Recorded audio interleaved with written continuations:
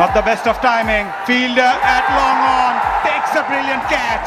Saif Hassan as Bangladesh go on to win the game by 55 runs. এক যুগ পর নিউজিল্যান্ডের বিপক্ষে ওয়ানডে সিরিজ জয় বাংলাদেশের। শান্তর শতকের পর মুস্তাফিজের ফাইফার।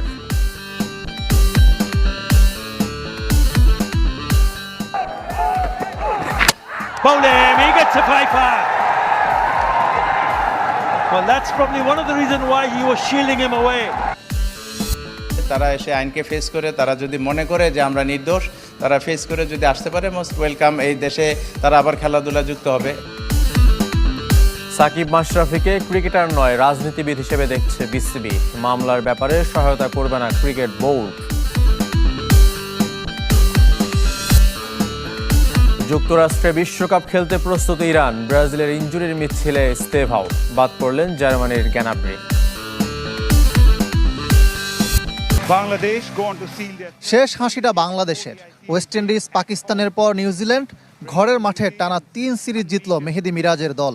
এবার র্যাঙ্কিংয়ে উন্নতি না হলেও রেটিং পয়েন্ট বাড়িয়ে নিল team Tigers.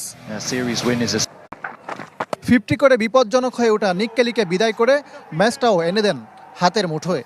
Nathan Smith, Zn Lennox আর উইলো রুরকের উইকেট নিয়ে পূর্ণ করেন Pfeiffer.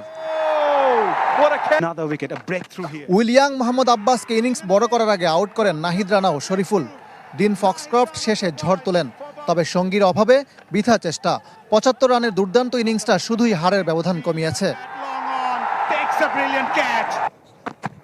চট্টগ্রামেও toss জেতেন Tom Latham. Bowling নেওয়ার সিদ্ধান্ত যথার্থ প্রমাণ করে উড়ন্ত শুরু এনে দিয়েছিলেন উইলো রুরকে। সাইফ হাসান, তানজিদ তামিম ও সৌম্য সরকারকে বিদায় করেছিলেন আগুনি স্পেলে। তবে চাপে ভেঙে পড়েনি বাংলাদেশ। নাজমুল শান্ত আর লিটন দাসের লড়াকু ব্যাটে অসাধারণ কামব্যাক। 160 রানের পার্টনারশিপে বড় স্কোরের স্বপ্ন দেখে টাইগার শিবির। 19 ম্যাচ পর 50-র দেখা পেলেন লিটন, তবে 76 রানে আউট হয়ে সেঞ্চুরি খরা নিয়ে গেলেন 51 ইনিংসে। নাজমুল শান্ত কোনো আক্ষেপ রাখেননি, 2 বছর পর তুলেছেন সেঞ্চুরি। দলের বিপর্যয় আর তীব্র গরমের মধ্যে ক্যারিয়ারে 4র্থ শতক, আলাদা করেই হয়তো মনে রাখবেন শান্ত।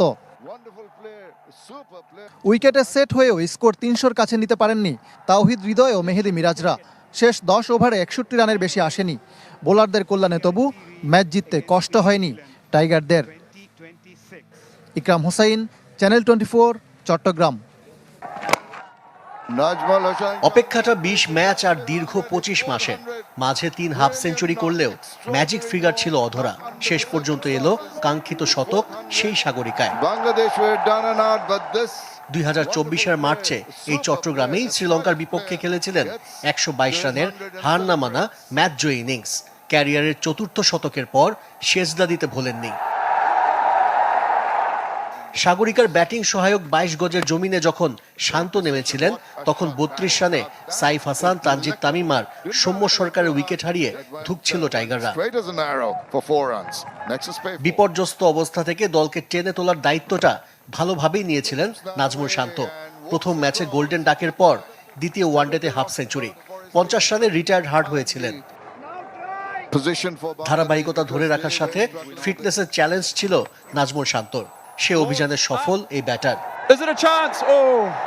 প্রাথমিক বিপর্যয়ের দরুন শুরুটা ধীর স্থির হলেও ইনিংস মেরামতের সাথে সচল করেছেন রানের চাকা, বাড়িয়েছেন স্ট্রাইক রেট। 105 রানে লিনক্সের শিকার হওয়ার আগে 2-6 আর 9-4-এ সাজানো ছিল শান্তর ইনিংস। সিরিজের শেষটা ভালো হয় নিশ্চয়ই আত্মবিশ্বাসের রসদ যোগাবে অস্ট্রেলিয়ার বিপক্ষে হোম সিরিজে। সিরিজ নির্ধারণী ম্যাচে চট্টগ্রামের সাগরিকার পারে টাইগারদের জন্য শুরুটা ছিল একেবারেই হতাশার। টস জিতে নিউজিল্যান্ড অধিনায়ক আগে ফিল্ডিং এর সিদ্ধান্ত নিলে ব্যাট হাতে শুরুতেই চাপে পড়ে টাইগাররা। ইনিংসের দ্বিতীয় বলেই 0 রানে সাজঘরে ফেরেন সাইফ হাসান। উইলো রুরকের বলে উইকেটের পেছনে ক্যাচ দিয়ে ফিরতে হয় সাইফকে। প্রথম ধাক্কার রেশ কাটতে না কাটতেই আরও 1 উইকেট হারায় বাংলাদেশ। ইনিংসের তৃতীয় ওভারে বোল্ড হয়ে ফেরেন তানজিদ হাসান তামিম। আগের ম্যাচে দারুণ অর্ধশতক করা এই ওপেনার এদিন থামেন মাত্র 1 রানে। শুরুতেই দুই ওপেনার ফিরে গেলে চাপ আরো বাড়ে স্বাগতিকদের ওপর। 3 নম্বরে নেমে কিছুটা আশা জাগানোর চেষ্টা করছিলেন সৌম্য সরকার। দুটি দৃষ্টিনন্দন 4-এ শুরুটা ভালোই করেছিলেন, তবে ইনিংস বড় করতে পারেননি। 26 বলে 18 রান করে তিনিও বোল্ড হয়ে ফিরলে মাত্র 32 রানে 3 উইকেট হারায় লাল সবুজেরা। সেখান থেকেই ঘুরে দাঁড়ানোর গল্প লিখতে শুরু করেন লিটন দাস ও নাজমুল হোসেন শান্ত।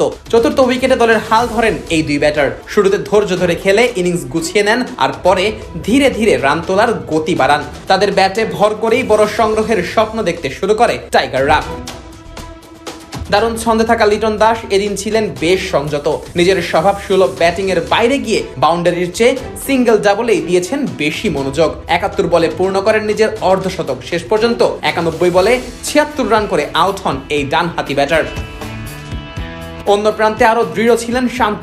গরমের তপ্ত রোদ উপেক্ষা করে সিঙ্গেল ডাবল তো নিয়েছেন, সাথে বাউন্ডারি মারার দিকেও বেশ মনোযোগ ছিল বাঁহাতি এই ব্যাটারের। 70 বলে 50 করার পর ধীরে ধীরে শতকের দিকে এগোতে থাকেন। শেষ পর্যন্ত 41তম ওভারের শেষ বলে স্পর্শ করেন 3 অঙ্কের ম্যাজিক্যাল ফিগার। 105 রান করে সাজঘরে ফেরার আগে দলকে শক্ত ভিত এনে দেন ওয়ানডে দলের এই সহ অধিনায়ক। শেষ দিকে অধিনায়ক মেহেদী হাসান মিরাজ ও তাওহিদ হৃদয় ছোট কিন্তু কার্যকরী দুটি ইনিংস খেলেন। মিরাজ করেন 18 বলে 22 আর হৃদয়ের ব্যাটে আসে 29 বলে অপরাজিত 33 রান।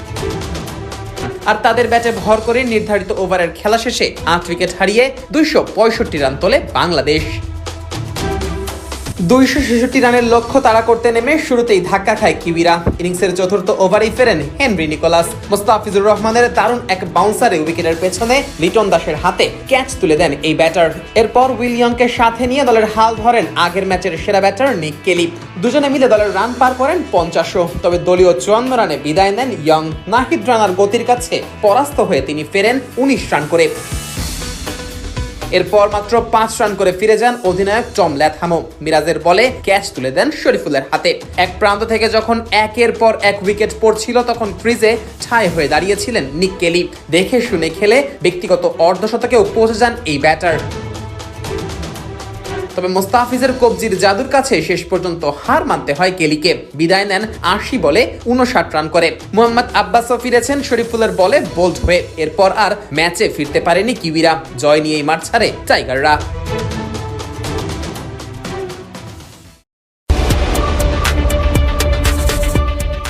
ঘায়েল হয়ে থাকা সিংহ নিজের সঠিক সময় ফিরে আসলে ভয়ঙ্কর হয়েই ফিরে আসে। মুস্তাফিজ যেন সেই ঘায়েল সিংহ যে কিনা তৃতীয় ওডিআই ম্যাচে একাই শিকার করে নিলেন কিউইদের 5টি উইকেট। আর এই 5টি উইকেট শিকার করে মুস্তাফিজের ক্যারিয়ারে মোট 6 বার ফাইফারে দেখা পেলেন। সাথে সর্বোচ্চ ফাইফার পাবার তালিকায় ওয়াসিম আকরামের ঘাড়ে শ্বাস নিচ্ছেন ফিজ। আর একবার যদি মুস্তাফিজ ফাইফার পান তাহলে ওয়াসিম আকরামের রেকর্ড ভেঙে তিনি চলে যাবেন তালিকায় 5ম অথবা 6ষ্ঠ স্থানে।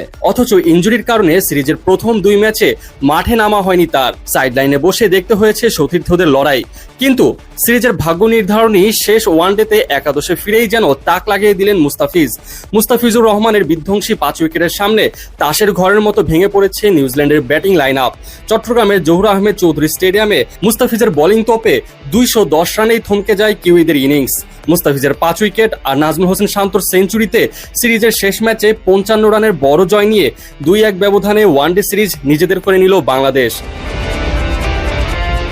এই দিন কাটার মাস্টার 9 ওভার বোলিং করে মাত্র 43 রান খরচায় একাই তুলে নিয়েছেন 5টি উইকেট। তার বোলিং তোপে নিউজিল্যান্ডের কোনো ব্যাটারি স্বস্তিতে থাকতে পারেনি। মুস্তাফিজের শিকারের তালিকায় প্রথমেই ছিলেন হেনরি নিকোলস। 4 রানে নিকোলসকে লিটন দাসের ক্যাচে পরিণত করে প্রথম সাফল্য এনে দেন তিনি। এরপর আউট করেন কেলিকে। পরবর্তীতে দলের বিপদের মুহূর্তে আরো 3টি উইকেট শিকার করেন মুস্তাফিজ। শুধু উইকেট শিকার করে ক্ষান্ত হননি তিনি, ইকোনমির দিক থেকেও বেশ কিপ্টে ছিলেন এই কাটার মাস্টার। বিশেষ করে 9 ওভার বোলিং করে এর মাঝে 2টা দিয়েছেন মেডেন ওভার। মুস্তাফিজের এমন দুর্দান্ত বোলিংয়ে কাবু হয়ে গিয়েছে পুরো নিউজিল্যান্ডের ব্যাটিং লাইন আপ।